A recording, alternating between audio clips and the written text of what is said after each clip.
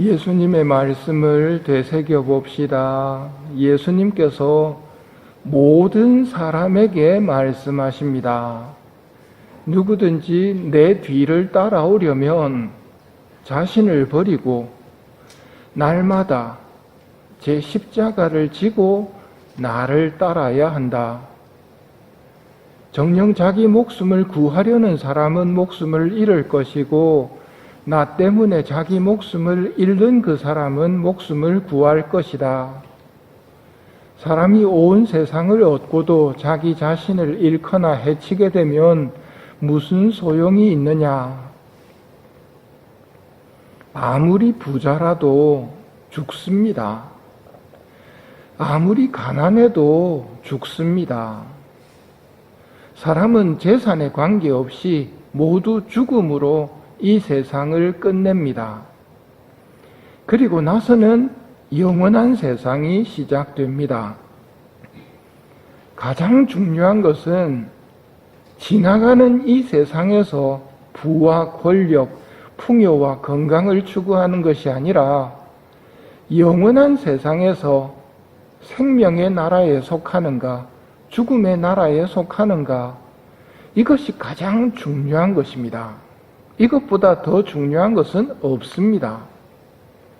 사람이 온 세상을 얻는다 하더라도 자신을 잃거나 망해버린다면 무슨 소용이 있느냐는 말씀입니다. 독서인 신명기에서 모세가 강조하는 것도 그것입니다. 보아라, 내가 오늘 너희 앞에 생명과 행복, 죽음과 불행을 내놓는다.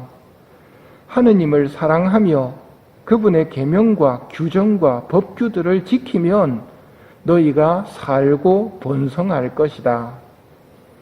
그러나 하느님의 말씀을 듣지 않고 다른 신들에게 경배하고 섬기면 너희는 반드시 멸망할 것이다. 모세는 다시 한번 강조합니다. 나는 오늘 하늘과 땅을 증인으로 세우고 생명과 죽음, 축복과 저주를 너희 앞에 내놓았다.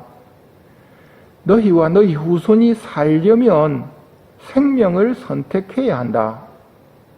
주 너희 하느님을 사랑하고 그분의 말씀을 들으며 그분께 매달려야 한다. 주님은 너희의 생명이시다. 그리고 주시겠다고 맹세하신 땅에서 너희가 오랫동안 살 수 있게 해주실 분이시다. 생명을 선택하는 법을 쉽게 설명하면 예수님을 따라가는 겁니다. 예수님을 따라가면 천국에 들어갈 수 있기 때문입니다. 그런데 오늘 예수님께서는 그냥 따라오기만 해서는 안 된다고 가르치십니다. 누구든지 내 뒤를 따라오려면 자신을 버리고 날마다 제 십자가를 지고 나를 따라야 한다. 예수님을 따라 생명의 나라로 가려는데 예수님은 왜 십자가와 죽음을 이야기하실까요? 아담의 범죄로 타락해버린 이 세상은 사라지고 있기 때문입니다. 지금 우리 육신도 점점 약해져 가고 있으며 새 옷으로 갈아입어야만 합니다. 그런데 새 옷을 거부하는 사람은 정말 망합니다. 그러나 불완전한 세상을 끝내고 완전한 세상으로 들어가려고 하는 사람은 불완전한 이 세상을 끝낼 각오를 하고 있어야 합니다. 그 모습이 밀알 하나가 땅에 떨어져 죽지 않으면 한 알 그대로 남고 죽으면 많은 열매를 맺는다. 자기 목숨을 사랑하는 사람은 목숨을 잃을 것이고 이 세상에서 자기 목숨을 미워하는 사람은 영원한 생명에 이르도록 목숨을 간직할 것이다 하고 예수님께서 설명하십니다. 우리는 어차피 죽어야 하는 이 세상에서 많은 열매를 맺는 밀알의 죽음을 받아들일 것인가, 아니면 끝까지 버팅기면서 한 알 그대로 남아있을 것인가의 결단을 내려야 합니다. 예수님처럼 하느님을 첫자리에 모시고 사랑하며 이웃을 자기 몸처럼 사랑하는 것, 이것이 자신을 버리고 제 십자가를 지고 따르는 삶이며 생명과 축복을 선택하는 모습입니다. 세상은 말합니다. 그렇게 살면 손해보는 거라고. 하지만 우리는 그 손해가 많은 열매를 맺는 것이라고 대답합니다. 준주성품의 말씀입니다.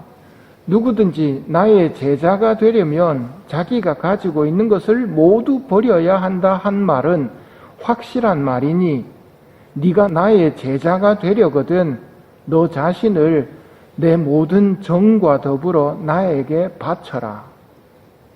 이것이 죽음을 피하고 생명을 택하여라. 저주를 피하고 축복을 선택하여라 하시는 아버지의 목소리입니다.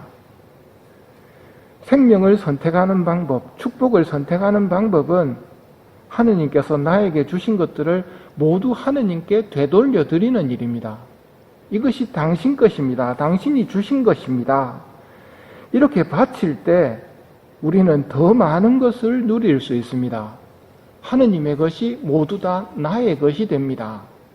하느님은 우리 아버지이시기 때문입니다. 예수님과 성모님이 걸어가신 길을 우리도 따라갑시다. 누구든지 내 뒤를 따라오려면 자신을 버리고 날마다 제 십자가를 지고 나를 따라야 한다. 오늘 복음 환호성이 말합니다. 회개하여라. 하늘나라가 가까이 왔다.